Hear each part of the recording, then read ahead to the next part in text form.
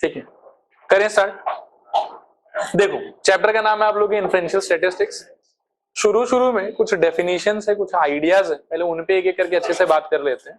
और आज अपना टारगेट ज्यादा नहीं होगा, बस जो पहला एक्सरसाइज है उसके पहले का जो 2-4 एग्जाम्पल है उतना ही टारगेट, उतना करके बस छोड़ दे। ठीक है, चलो बिगिन कर रहे हैं। चैप्टर का नाम क्या है बताओ? Inferential statistics. इसके अंदर में सबसे पहले कुछ इंपॉर्टेंट डेफिनेशन है, इसमें से कई सारा पार्ट आप लोग का पढ़ा हुआ है और कई सारा पार्ट आप लोग नया पढ़ोगे, एक बार देखो अच्छे से। सबसे पहले सम इंपॉर्टेंट डेफिनेशन। स्टैटिस्टिक्स को ओवरऑल 2 पार्ट में डिवाइड कर सकते हैं। एक पार्ट का नाम है डिस्क्रिप्टिव स्टैटिस्टिक्स और दूसरे पार्ट का नाम है इन्फ्रेंशियल स्टैटिस्टिक्स। डिस्क्रिप्टिव स्टैटिस्टिक्स वो चीज है जो पहले आपको क्लास 10 तक पढ़ाया जा रहा था, फिर 11 के अप्लाइड मैथ्स में भी थोड़ा बहुत पढ़ाया गया, और 11th के इको में पहले होता था, अभी कौन से इको में है पता नहीं, 11th वाले में है कि 12th वाले में? 11th में ही है, तो पूरा स्टैटिस्टिक्स वहां पर भी पढ़ाया जाता है। ठीक है, अब डिस्क्रिप्टिव स्टैटिस्टिक्स में देखो क्या होता है mainly, it deals with making calculation of mean of the data, median of the data, mode of the data, variance of the data, standard deviation, range, quartile, percentile. आपने देखा होगा कुछ पे मैंने ऐसे बॉक्स बना रखा है, तो इनका जो कैलकुलेशन का तरीका है वो हमारे लिए इस साल भी इंपॉर्टेंट है। ठीक है, मीन हमारे काम आएगा कैसे कैलकुलेट होता है, वेरिएंस काम आएगा और स्टैंडर्ड डेविएशन काम आएगा। ठीक है, तो डिस्क्रिप्टिव स्टैटिस्टिक्स का बेसिकली मतलब ये है कि डेटा के बारे में मीन चाहिए, मीडियन चाहिए, मोड चाहिए, वेरिएंस चाहिए, ब्ला ब्ला ब्ला, ये सारा अगर चाहिए तो उसे कैलकुलेशन को हम मान सकते हैं कि ये कौन सा स्टैटिस्टिक्स का पार्ट है, डिस्क्रिप्टिव स्टैटिस्टिक्स। फिर इन्फ्रेंशियल स्टैटिस्टिक्स क्या होता है? इन्फ्रेंशियल स्टैटिस्टिक्स क्या होता है यहाँ पढ़ो। It helps in making conclusion, this is very important word. It helps in making conclusion regarding population by the help of calculation done from sample data. Here we will make conclusion regarding population mean, population variance, population standard deviation and population proportion. अभी population चीज क्या है वो थोड़ी देर में clear हो जाएगा आपको, लेकिन आप मोटा मोटा ऐसा समझो कि ये जो है कैलकुलेशन करने से रिलेटेड है डिस्क्रिप्टिव स्टैटिस्टिक्स। इन्फरेंशियल स्टैटिस्टिक्स जो है वो तुक्का मारने से, ये कंक्लूजन करने से, ये प्रेडिक्शन करने से रिलेटेड। कैसे रिलेटेड है बताओ? प्रेडिक्शन करने से। किसके बारे में प्रेडिक्शन करेगा वो? पॉपुलेशन के बारे में प्रेडिक्शन करेगा। ठीक है, रेस्पॉन्ड करना आप लोग भी। किसके बारे में प्रेडिक्शन करेगा वो? किसके हेल्प से? सैंपल डेटा के हेल्प से। मतलब जो भी कैलकुलेशन हम करेंगे, कैलकुलेशन तो हम हमेशा किसके लिए करेंगे? सैंपल डेटा के लिए, लेकिन सैंपल डेटा के लिए कैलकुलेशन करके हम पॉपुलेशन के लिए प्रेडिक्शन करेंगे। तो आपके दिमाग में नेक्स्ट क्वेश्चन आ रहा होगा कि ये सैंपल और पॉपुलेशन ये चीज क्या है? ठीक है, तो अगला अपन देखो उसी चीज को समझने का थोड़ा ट्राई कर लेते हैं, फिर वापस घूम के चलेंगे। सैंपल और पॉपुलेशन, इन दोनों के बीच का डिफरेंस जो है वो आप इस 2 फोटो से समझ सकते हो। पहले तो ऊपर देख लो, population means larger data and sample means part of population. अब जैसे सपोज करो कि आप अगर अपने स्कूल के बारे में सोचो तो वो हो गया आपका पॉपुलेशन, लेकिन स्कूल के अंदर इन पर्टिकुलर अगर आप क्लास 12 के बारे में सोचो, ठीक है, तो वो हो गया आपका सैंपल। स्कूल पूरा का पूरा माना कि बहुत सारा क्लास है, बहुत सारे क्लास में अलग अलग नंबर ऑफ स्टूडेंट है वगैरह वगैरह। In particular if you are interested in total number of students in the school, तो वो रिप्रेजेंट करेगा एक तरीके से स्कूल का पॉपुलेशन। लेकिन if you are interested in number of students studying in class 12, तो वो हो जाएगा उस पॉपुलेशन के अंदर से निकाला हुआ सैंपल। पूरे धरती को अगर आप सोचो तो वो हो गया एक तरीके का पॉपुलेशन। और धरती में आप मान लो कि इंडिया पे फोकस करो तो वो क्या हो जाएगा? सैंपल। पूरे गोले को अगर आप मान लो कि इंडिया सोचो तो ये हो गया पॉपुलेशन। आप पर्टिकुलरली मान लो कि असम सोच लो या गुवाहाटी सोच लो तो वो हो गया आपका सैंपल। तो सैंपल का मतलब हो गया कि बहुत बड़ा सेट ऑफ डेटा, और सॉरी गलत बोल रहा हूँ, पॉपुलेशन का मतलब हो गया बहुत बड़ा सेट ऑफ डेटा, और सैंपल का मतलब क्या हो गया? उस डेटा का एक पार्ट। सैंपल का मतलब क्या हो गया? उस डेटा का एक पार्ट।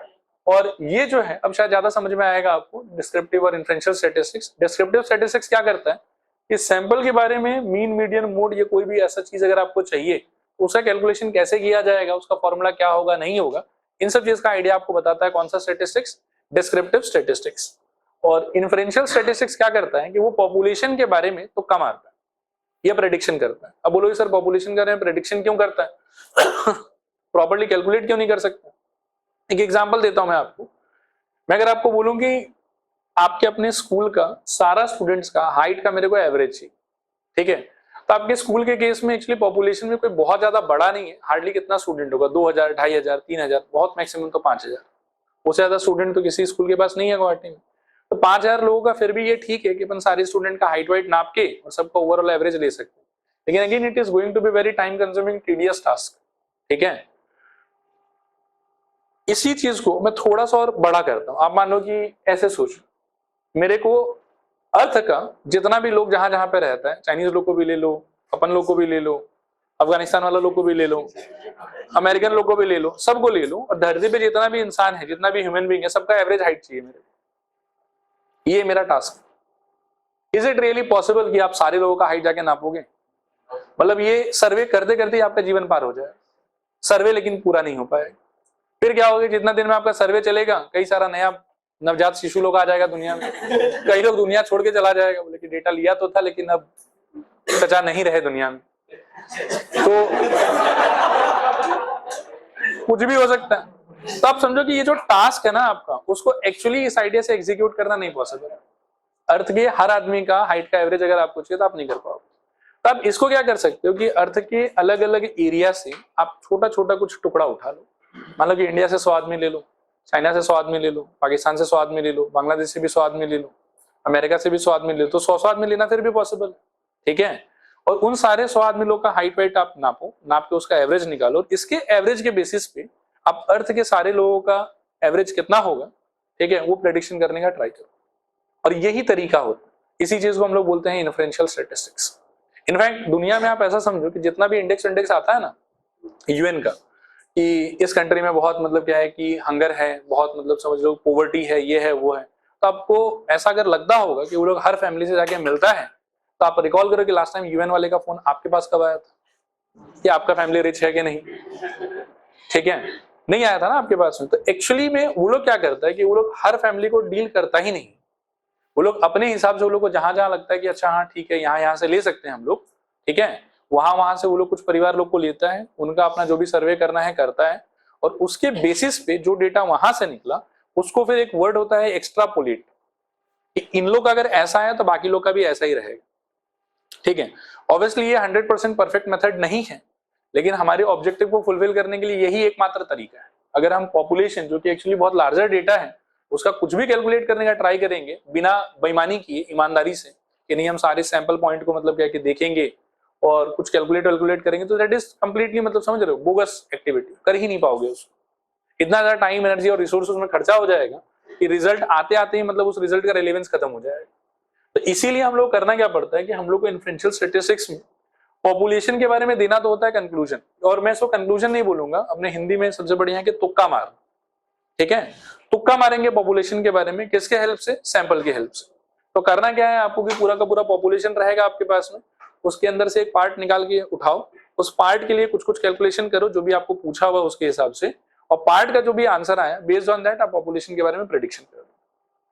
आया बात समझ, क्लियर है मेरे ख्याल में। तो एक बार फिर से देखो, डिस्क्रिप्टिव स्टैटिस्टिक्स में इनका कैलकुलेशन होगा, ठीक है, और इन्फ्रेंशियल स्टैटिस्टिक्स में क्या होगा कि मेनली हमको तुक्का मारना है किसके बारे में, पॉपुलेशन के बारे में। तुक्का किसके बारे में मारना है, पॉपुलेशन के बारे में, क्योंकि उसका कुछ भी एक्चुअली कैलकुलेट करना बहुत टफ काम है, वो नहीं हो सकता, ठीक है, लेकिन तुक्का मारेंगे पॉपुलेशन के बारे में, किसके हेल्प से, सैंपल के हेल्प से। और पॉपुलेशन और सैंपल के बीच का डिफरेंस क्या है, पॉपुलेशन मतलब होल या लार्जर डेटा, और सैंपल मतलब पार्ट ऑफ पॉपुलेशन।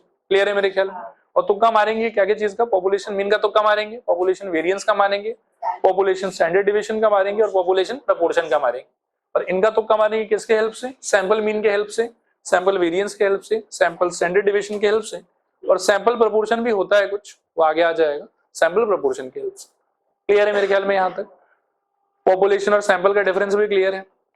इसके बाद में आता है दो नाम, एक का नाम है स्टैटिस्टिक और दूसरे का नाम क्या है, पैरामीटर। फिर से बोलो, एक का नाम क्या है स्टैटिस्टिक और दूसरे का नाम क्या है, पैरामीटर। एकदम सिंपल शब्दों में अगर मैं बताऊं कि स्टैटिस्टिक और पैरामीटर का मतलब क्या है, तो देखो आपको तुक्का मारना है किसके बारे में, पॉपुलेशन के बारे में, और किसके मदद से मारोगे, सैंपल की मदद से मारोगे। तो सैंपल के बारे में जो भी कोई चीज आप कैलकुलेट करोगे ना, उसको जनरली बोला जाता है स्टैटिस्टिक। क्या बोलते हैं बताओ, स्टैटिस्टिक। और तुक्का मार के पॉपुलेशन के बारे में जो प्रेडिक्शन आप करोगे ना, उसको इन जनरल बोला जाता है पैरामीटर। क्या बोलते हैं उसको बताओ, पैरामीटर। आया बात समझ। स्टैटिस्टिक का रिप्रेजेंटेशन हमेशा स्मॉल लेटर से, पैरामीटर का रिप्रेजेंटेशन हमेशा कैपिटल लेटर से। ये सबके लिए स्पेसिफिक सिंबल्स हैं, आगे चल के वो भी आप लोग को दिखा दूं। एक बार रीड कर लो, देखो, calculation made for sample data is called statistic, it is represented by which kind of letters, small letters. Calculations और conclusion made for population is called as what, parameter, and it is represented by capital letters. वैसे सबका अपना अपना specific formula वगैरह है। कुछ examples लिया है, देखो, यदि पॉपुलेशन का मीन आप कैलकुलेट करते हो या तुक्का मारते हो अगर, तो उसको क्या बोला जाएगा, पैरामीटर बोला जाएगा। सैंपल का मीन अगर कैलकुलेट या तुक्का मारते तो उसको क्या बोला जाएगा, स्टैटिस्टिक बोला जाएगा। पॉपुलेशन वेरिएंस के बारे में अगर कोई तुक्का मारते हो या कैलकुलेशन करते हो तो उसको क्या बोला जाएगा, पैरामीटर, क्योंकि वो पॉपुलेशन के बारे में है। और सैंपल वेरिएंस पे अगर कोई भी आप कैलकुलेशन या कमेंट करते हो तो उसको क्या बोला जाएगा, स्टैटिस्टिक। स्टैटिस्टिक और पैरामीटर एक तरीके से कॉमन वर्ड है। स्टैटिस्टिक मोस्टली किसके लिए यूज किया जाएगा, सैंपल से रिलेटेड कोई भी वैल्यू के लिए, और पैरामीटर किसके लिए यूज किया जाएगा, पॉपुलेशन से रिलेटेड कोई भी वैल्यू के लिए। क्लियर है मेरे ख्याल में ये वाला चीज भी। नेक्स्ट आपके आता है कि symbols for different different kind of calculations. Sample mean के लिए हम हमेशा x बार यूज करेंगे। सैंपल वेरिएंस के लिए स्मॉल s स्क्वायर होना चाहिए। कुछ बुक्स में आपको ये ऐसा मिल जाएगा, स्मॉल लेटर s का स्क्वायर, और ये वाला ऐसा मिल जाएगा। Sample standard deviation small s और सैंपल प्रोपोर्शन को p पे बार, ठीक है, ये इनका सिंबल्स है। पॉपुलेशन के विषय में बात करोगे तो पॉपुलेशन मीन को आप देखो किससे रिप्रेजेंट किया जा रहा है, म्यू। सैंपल वेरिएंस को sigma square, sample standard deviation को सिग्मा और सैंपल प्रोपोर्शन को p। ये भी क्लियर है मेरे ख्याल में, कुछ खास नहीं है, बस सिंबल्स हैं।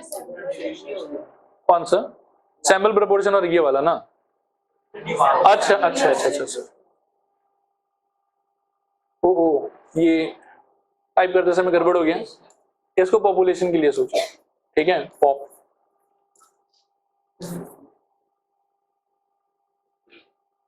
पॉपुलेशन के लिए है ये सारा का सारा, और वो सारा का सारा किसके लिए है, सैंपल के लिए। क्लियर है मेरे ख्याल में। आगे चलते हैं फिर यहां से 5 नंबर पे है, देखो लिस्ट ऑफ फॉर्मूला। जैसे यहाँ टोटल कितना सामान है, गिनो, 1 2 3 4 5 6 7 8, ठीक है। 8 के लिए हमारे पास में 8 फॉर्मूला है, और इनिशियली क्या है कि इनके लिए जो फॉर्मूला है वो आप ऑलरेडी क्लास 11 में पढ़ते हुए आए हो, ठीक है। याद नहीं होगा वो एक अलग बात है, मैं दिखा दूंगा सारा, लेकिन ये आप पढ़ के आए हो। और जहां तक इनका विषय है तो इनके लिए कोई फॉर्मूला हमारे पास में है नहीं। हम सारा कैलकुलेशन करेंगे सैंपल का, और ऐसे भी इन्फ्रेंशियल स्टैटिस्टिक्स का मतलब क्या है कि सैंपल से निकले हुए वैल्यू के बेसिस पे पॉपुलेशन के बारे में तुक्का ही मारना है। तो तुक्का मारने के लिए 2 टाइप का थ्योरी है। आज हम एक ही थ्योरी पे फोकस करेंगे जिसका नाम है एस्टिमेशन थ्योरी। क्या नाम है बताओ, एस्टिमेशन थ्योरी। मैं 2 मिनट के बाद और कमेंट करता हूँ इस पे कि व्हाट इज एस्टिमेशन थ्योरी। तो देखो सबसे पहले सैंपल मीन का formula, simple formula summation xi divided by n। Summation का मीनिंग मेरे ख्याल में आप लोग जानते होंगे, ये नहीं जानते तो क्वेश्चन आने दो तो मैं दिखा दूंगा। समेशन का मतलब होता है सम टोटल। क्या होता है इसका मतलब बताओ, सम टोटल। और n का मतलब हो गया total number of observation type बात होगी, ठीक है।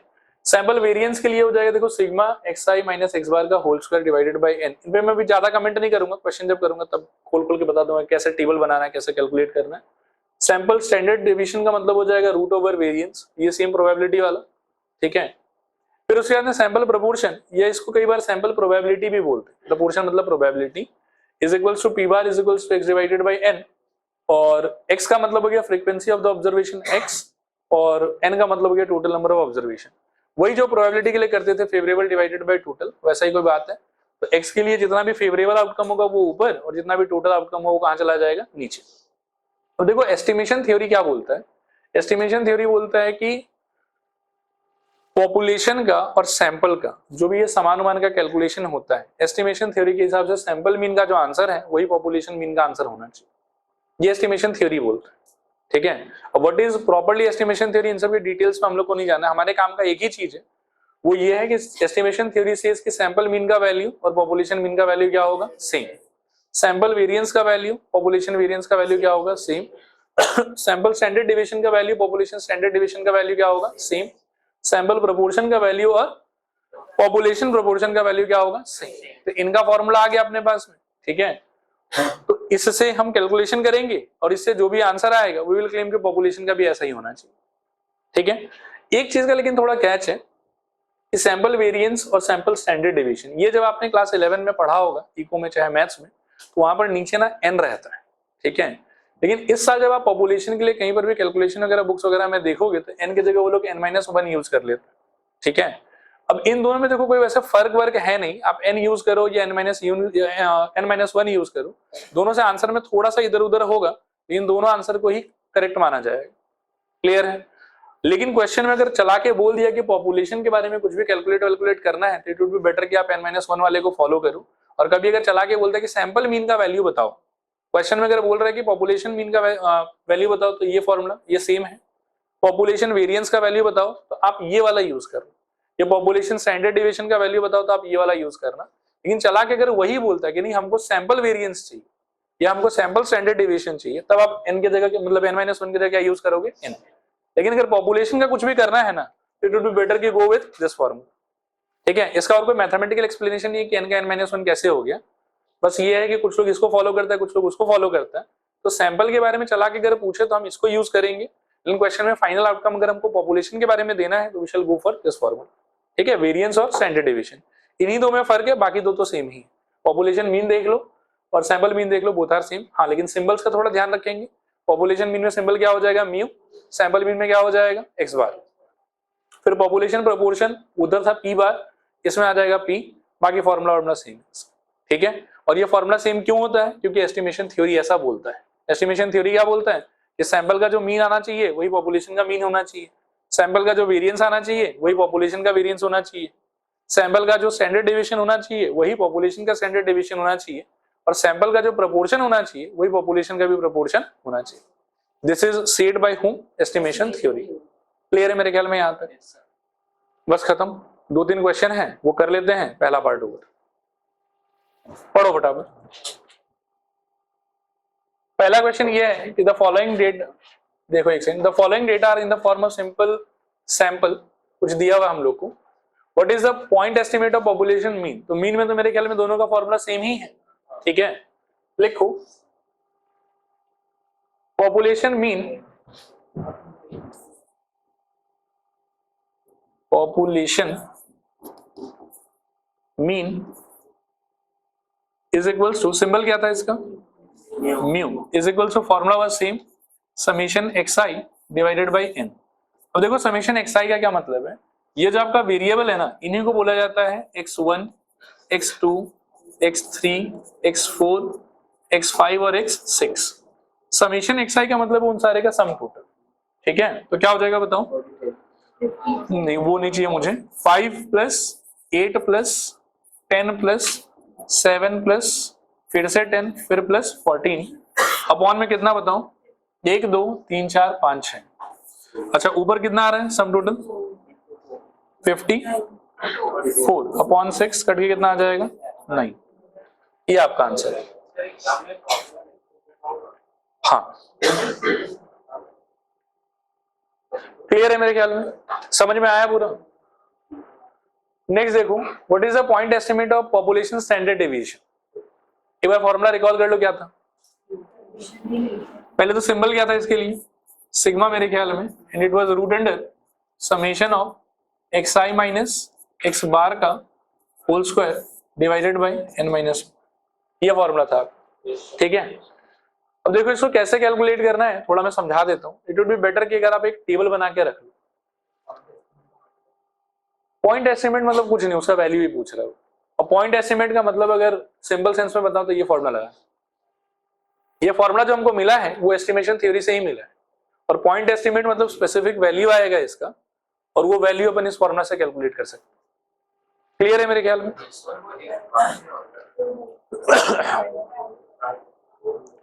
एक्स बार हो गया सैंपल के लिए मीन, और म्यू हो गया पॉपुलेशन के लिए मीन। दोनों का फॉर्मूला सेम ही है, तो इस सिचुएशन में इससे जो आंसर आया है ना, वही हमारा एक्स बार भी हो जाएगा। ठीक है मेरे ख्याल में?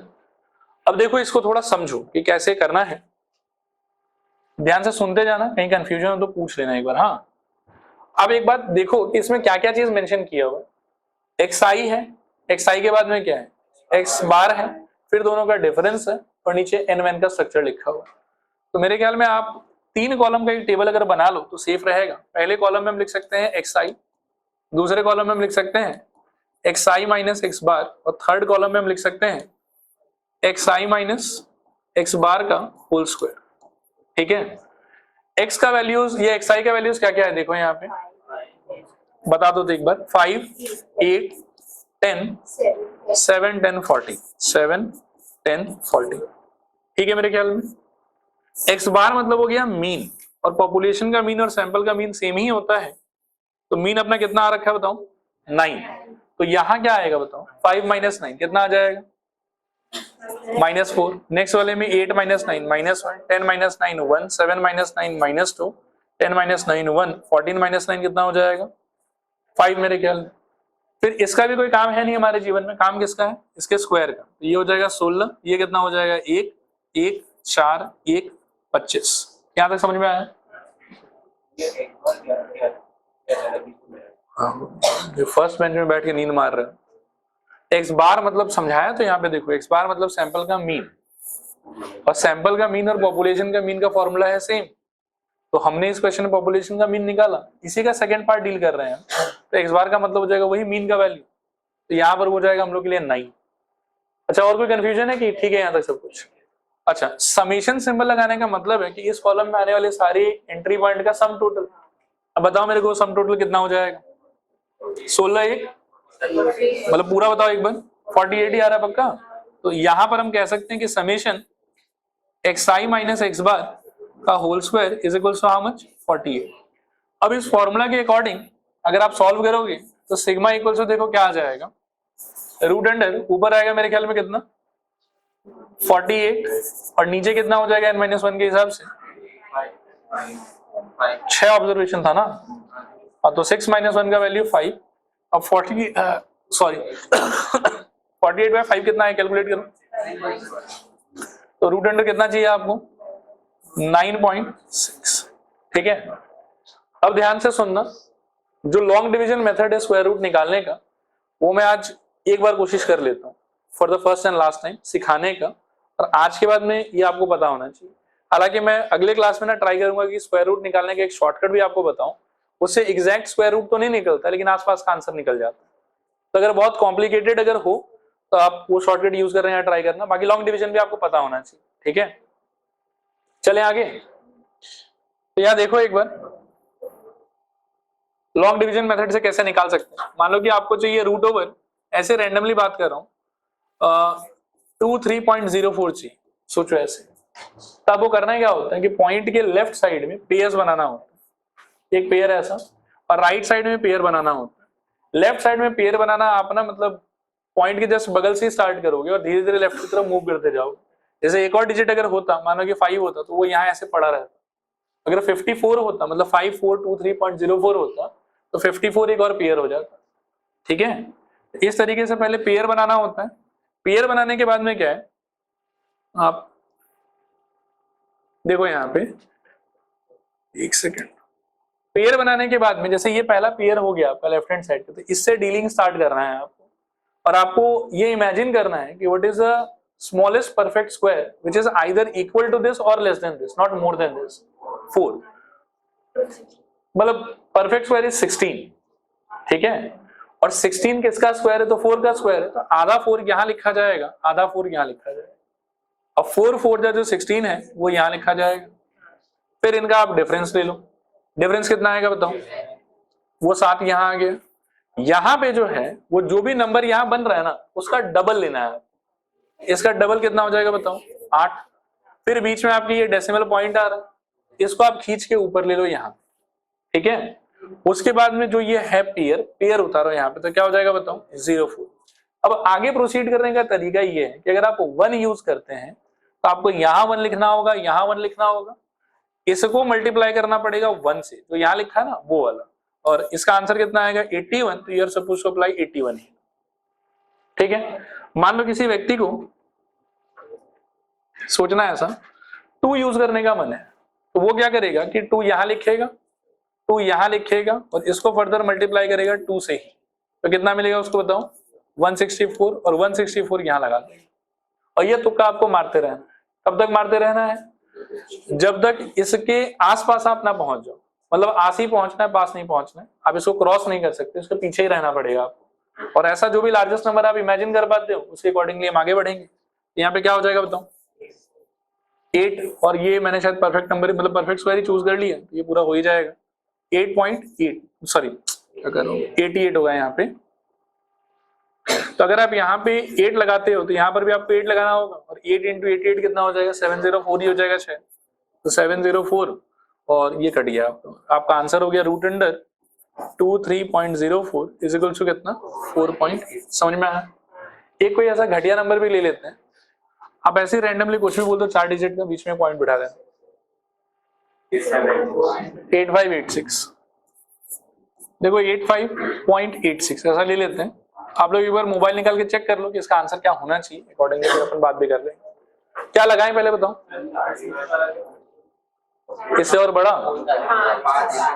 इच्छा, बोलो 5 वाला बोलो, कुछ भी बोल रहे। 467.31 ऐसा ले लेते हैं, चलेगा। पॉइंट के बाद क्या करना है? वैसे तो आप लोग बोलेगे 6 यहाँ भी ले लो, 6 वहां भी ले लो, ठीक है, खुश।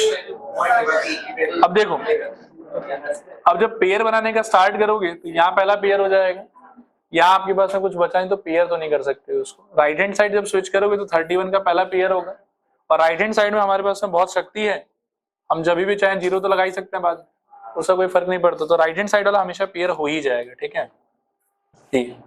और आपको और अगर करेक्ट एस्टिमेट चाहिए इसका तो आप एक और पेयर ऑफ 0 0 ऐसे खुद भी लगा सकते हैं, ठीक है। जितना मतलब करेक्ट स्पेसिफाइड रिजल्ट आपको चाहिए उतना 0 उसमें अटैच कर सकते हैं।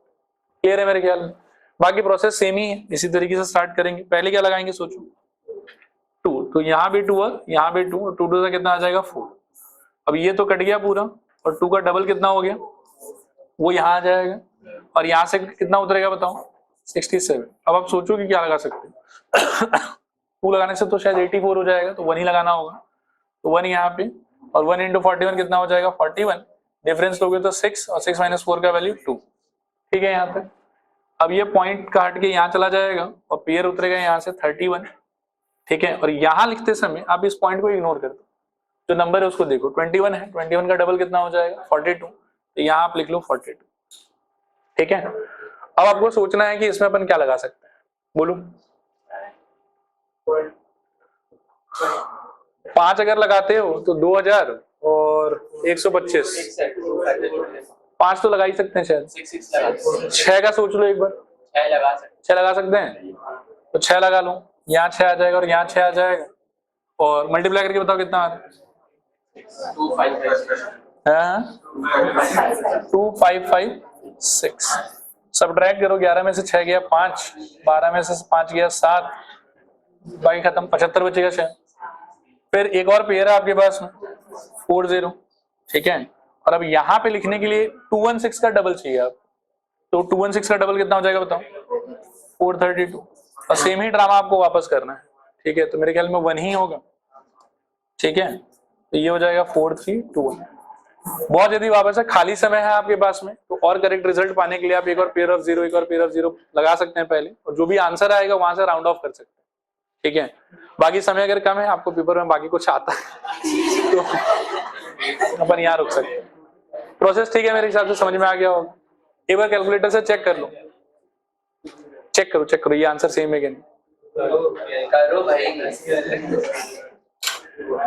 देखो चेक करके बताओ आंसर यही है कि नहीं, यही है।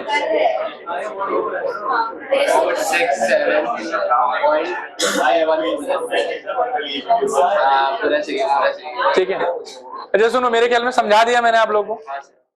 अभी आ जाते हैं इस क्वेश्चन पे। तो रूट ओवर हम लोग को चाहिए था 9.6, इसको करने का तरीका क्या हो जाएगा बताओ, एक बार मेहनत ही कर लेते हैं। ठीक है, कितना आ रहा है बताओ, 3 पॉइंट, अच्छा आंसर बताओ कितना आ रहा है, 098, 6 आया आपको।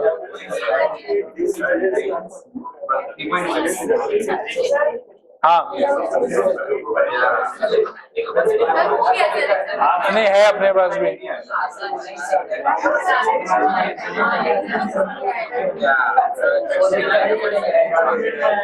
थ्री 3.09 आना चाहिए, देखो ठीक है। 8 मतलब अब आप पे डिपेंड करता है कि 8 लो। तनुज देखो इतना डिस्ट्रैक्टेड रहोगे तो फिर स्टैटिस्टिक्स वैसा ही फील होगा जैसे स्कूल में पढ़ के फील हुआ था।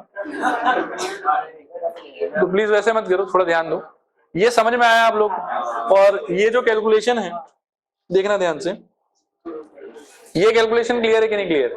मतलब आगे चल के बहुत कॉम्प्लिकेटेड स्क्वायर रूट निकालने के लिए आपके पास में आ सकता है, ठीक है। तो कैलकुलेशन एक बार ध्यान से देख ही लेना, क्लियर होना चाहिए। बाकी यहाँ पे देखो मुस्कान का आर्ग्यूमेंट है कि क्यों और बाकी को छोड़ दिया, तो फिर डिपेंड करता है कि आप जो कैलकुलेशन कर रहे हो वो कितने जगह तक कर रहे हो। जैसे मैं अगर करूंगा तो मैं तो 9.60 तक ही करूंगा, उसके आगे नहीं जाऊंगा। आया बात समझ? तो उस हिसाब से आंसर थोड़ा बहुत वेरी कर सकता है। और कैलकुलेटर जैसा टूल हो आपके पास तो फिर तो आप एकदम समझ रहे हैं बहुत प्रिसाइज आंसर दे सकते हैं, लेकिन बिना कैलकुलेटर के उतना प्रिसाइज आंसर देना थोड़ा डिफिकल्ट होता है। तो अपन एक बार 3.09 पे भी छोड़ सकते हैं। आगे तक अगर आपने कर रखा है तो 8 को अगर आप राउंड ऑफ करोगे तो आप इसको 3.10 भी मान सकते हो, क्योंकि फिर 1 जो है वो ऐड होगा। ठीक है, राउंड ऑफ के अपने रूल के हिसाब से। क्लियर है मेरे ख्याल में? चलते हैं आगे फिर। अगला क्वेश्चन पढ़ो एक बार।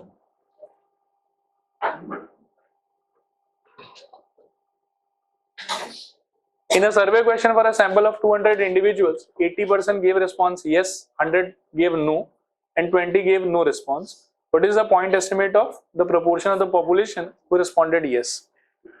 तो वही फेवरेबल डिवाइडेड बाय टोटल वाला बात हो गया। ठीक है, तो yes का फेवरेबल कितना है? 80, और टोटल कितना है? और इसके लिए सिंबल क्या था? तो 80/200 यही आंसर है आपका। ठीक है मेरे ख्याल में। चले आगे।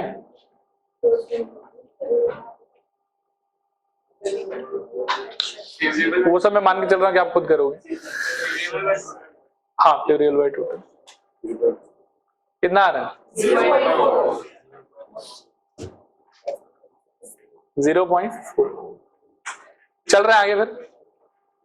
इसको देखो, what is the point estimate of the proportion of the population who responded no. तो नो का कितना है? 100। तो P का वैल्यू क्या हो जाएगा यहाँ पे? 100/200। कैलकुलेट करने पे वही हाफ और 0.5। ठीक है मेरे ख्याल में। नेक्स्ट देखो, ये एक्सरसाइज है। हाँ, तो इसका एक क्वेश्चन खुद से अटेम्प्ट करो फटाफट।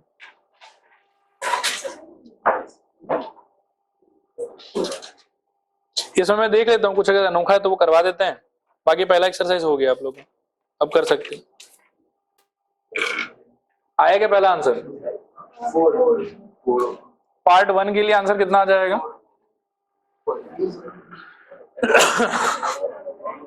अच्छा, पार्ट 1 में पूछा था हमको पॉपुलेशन मीन ही है ना, तो सिंबल कौन सा यूज करूंगा? Mu is equals to summation xi divided by n, that is equals to 2 + 3 + 5 + 6 by मेरे ख्याल में 4। तो 5 5 10 16, 16/4 ये आ रहा है 4। डन मेरे ख्याल में। अच्छा, वो निकालू स्टैंडर्ड डेविएशन।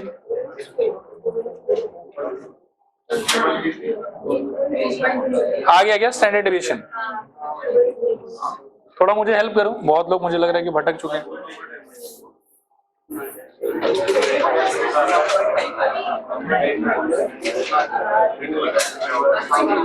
अच्छा, यहाँ टेबल में बताओ क्या क्या फिलअप करना चाहिए। xi माइनस x बार और क्या? xi माइनस x बार का होल स्क्वायर। ठीक है मेरे ख्याल में। xi का वैल्यूज क्या क्या है? 2, 3, 5, 6। अच्छा, जिनका कैलकुलेशन हो गया है थोड़ा फटाफट हेल्प कर दो। फर्स्ट वाला क्या आ जाएगा? 2 - 4, तो -2 -1 1 और 2 स्क्वायर करोगे तो 4 1 1 4, और सम कितना आ रहा है इसका? 10। तो हमारा आंसर क्या हो जाएगा? Sigma is equals to root under summation xi minus x bar का होल स्क्वायर अपॉन में n-1। सो रूट अंडर 10/3 कितना आ रहा है?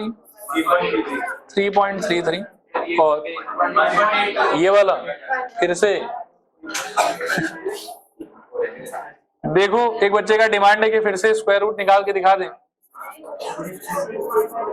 देखो आज दिखा रहा हूँ, अगले क्लास से सतर्क रहना है इसको लेकर। तो पेयर यहाँ कर लो, पेयर यहाँ कर लो। यहाँ हालांकि पेयर तो हो नहीं पाया, ऐसे ही एक ही है, तो लगाने के क्या लगा सकते हो? 1 ही लगा सकते हो शायद। यहाँ 1, यहाँ 1, यहाँ आ जाएगा 1, यहाँ से कितना बचेगा? 2। पॉइंट चला जाएगा ऊपर और वहां से पेयर उतरेगा 3। 1 का डबल हो जाएगा 2। अब आपको सोचना है कि क्या लगा सकते हो। ठीक है, कितना लगा सकते हो?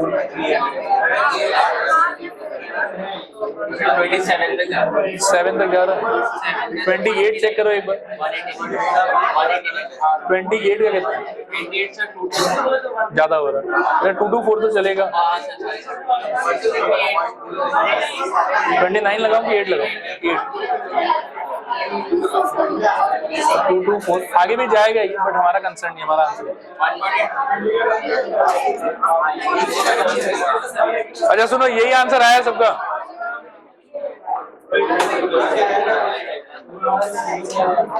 वैसे इसमें 1.83 दिया हुआ बुक के अंदर में, उसमें लोग कुछ नहीं किया होगा, इसमें एक और जीरो ले लिया होगा, ठीक है, बट 1.8 भी चलेगा, कोई इशू नहीं।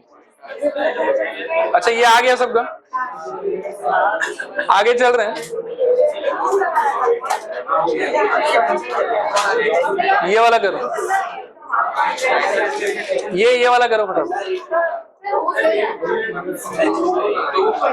देखो 2 का मैं दिखा देता हूँ, सारा क्वेश्चन नहीं करते, कोई सेंस नहीं बनता, सेम ही कैलकुलेशन है, बार बार रिपीट करना है। 2 को एक बार पढ़ लो, और 2 में कुछ भी नया नहीं है, वही आपको मीन फाइंड करना है, वैल्यूज बस 4 की जगह शायद कितना आ गया इसमें, 6 वैल्यू आ गया, और इसमें आपको स्टैंडर्ड डिवीजन फाइंड करना है, सेम ही चीज, तो इग्नोर कर रहा हूँ इसको। कहाँ पे n 22 है, वो ऐसे भी उसको भी जोड़ोगे तो 22 ही आएगा। नहीं आ रहा क्या? If you have found that following ages of 6 lines, these lines are random. नहीं, अच्छा, इस 22 का इन्फॉर्मेशन का कोई काम नहीं, ठीक है। हमारे लिए तो n का वैल्यू 6 ही होगा। ये पॉपुलेशन का वैल्यू आपको दिया होगा, पॉपुलेशन टोटल 22 लाइन था, उसमें से कुछ कुछ थोड़ा खतरनाक रहा होगा, तो सबका एज नापना थोड़ा डिफिकल्ट है, 5 आने से खावा जाएगा क्या पता, तो जिस 6 का इजी था उसका नाप के बता दिए, उससे काम कर रहे हैं, ठीक है। मेरे ख्याल में कर लोगे ना खुद से, 22 का रेलेवेंस नहीं है कुछ। 3 नंबर देखो, करो इसको।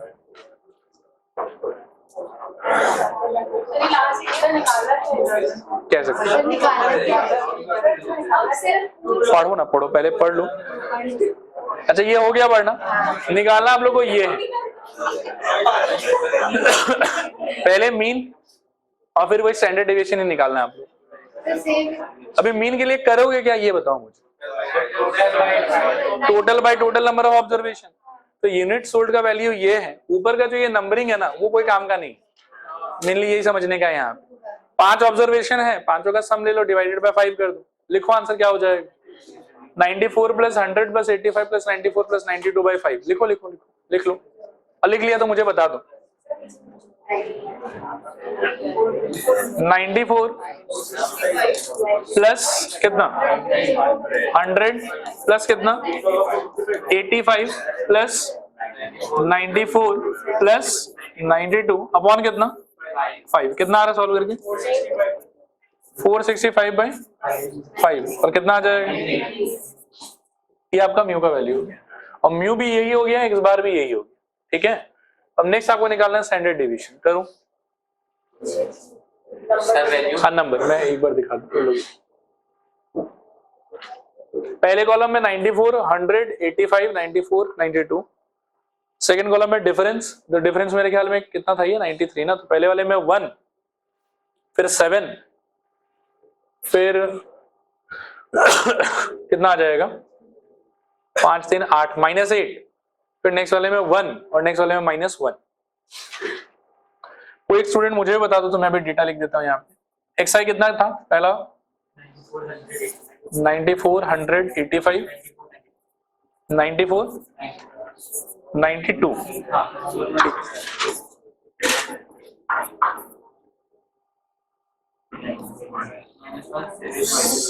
पहला वाला 1 के -1, 1 ही होगा ना, -8 फिर 1 और फिर -1, अभी स्क्वायर करना होगा, तो 1 का स्क्वायर शायद 1, 7 का स्क्वायर 49, इसका स्क्वायर 64, 1 और 1। अच्छा इसका सम टोटल कितना आ रहा है 116। फॉर्मूला लगाना है बस, sigma is equals to root under X I minus X bar का होल स्क्वायर अपॉन में n-1, तो रूट ओवर 116 डिवाइडेड बाय 4 कितना आ रहा है 25, 29। अब रूट ओवर 29 कितना आ रहा है 5 पॉइंट। बुक में थोड़ा और आगे तक दिया हुआ है 5.39 दिया हुआ है, बट ठीक है 5.3 पे भी चलेगा, ठीक है। अच्छा एक सेकंड रुक जाओ, ये हो गया यहाँ तक, चलो आगे चलो, एक बार देख लो 5.39 2 डिजिट। अच्छा यहाँ देखो एक बार, थोड़ा सुनो ध्यान से। इसके कैलकुलेशन के बारे में एक बार बोल देता हूँ कि जैसे इसका जब लॉन्ग डिवीजन करोगे ना तो 29 का तो क्या हो जाएगा, इसका खुद का पेयर हो जाएगा, और डेसिमल पॉइंट के बाद में और अगर फर्दर आपको प्रिसाइजनेस चाहिए तो आप उतना पेयर ऑफ 0 लगा सकते हैं, एक पेयर। फिर अगर 2 डिजिट का चाहिए तो 2 पेयर, वैसे। और उसके हेल्प से फिर ये 5.39 में कन्वर्ट हो जाएगा। क्लियर है मेरे ख्याल में? एक तो इसको हैंडल कर लेना, दूसरा इस क्वेश्चन को पढ़ो, सेम ही क्वेश्चन है, वैल्यू थोड़ा बड़ा बड़ा है, ठीक है। हाँ मतलब मेरे पास तो ये टूल है ना तो मेरे लिए थोड़ा ही बड़ा है। हाँ एग्जाम पॉइंट ऑफ व्यू से बहुत बड़ा है। बाकी देखो मेरी तरफ से समझाने का कुछ नहीं है इसमें, ठीक है, नहीं करना नहीं। समझ में आ गया ना आप लोगों को? कर लोगे। मीन के टाइम पर क्या करोगे बताओ? सबको ऐड करके टोटल नंबर ऑफ ऑब्जर्वेशन से डिवाइड, कितना है बताओ? 1 2 3 4 5 6 7 8 9 10 10। अच्छा ये 10 है तो डेसिमल पॉइंट शिफ्ट हो जाएगा बस। फिर सेकंड वाले में स्टैंडर्ड डेविएशन, तो स्टैंडर्ड डेविएशन का प्रोसेस वही रहेगा, इस टाइप का टेबल, वहां से आंसर। क्लियर मेरे ख्याल में? देखो एग्जाम में क्या आएगा उसका तो मैं कैसे बोल सकती हूँ, लेकिन मेरा काम है आप लोगों को वेल अवेयर वेल प्रिपेयर करना, वो मैं करने की कोशिश कर रहा हूँ। रुक जा एक सेकंड, रुको रुको, ये हो गया। अभी लास्ट ये घटिया सा सवाल है। हाँ मैं तो रुक ही गया हूं, मैं कहाँ कुछ कर रहा हूँ, आप लोग कर रहे हो। देखो a sample of 100 Maruti authorized service centers showed 13 are in Delhi, 18 in Mumbai, 17 in Chennai and 15 in Kolkata. Develop an estimate of proportion of Maruti service in Delhi. क्या हो जाएगा? 13/100। फिर चेन्नई क्या हो जाएगा? चेन्नई पूछ रहा है ना, 17/100। और फिर develop an estimate of proportion of Maruti service center that are not in these 4 cities.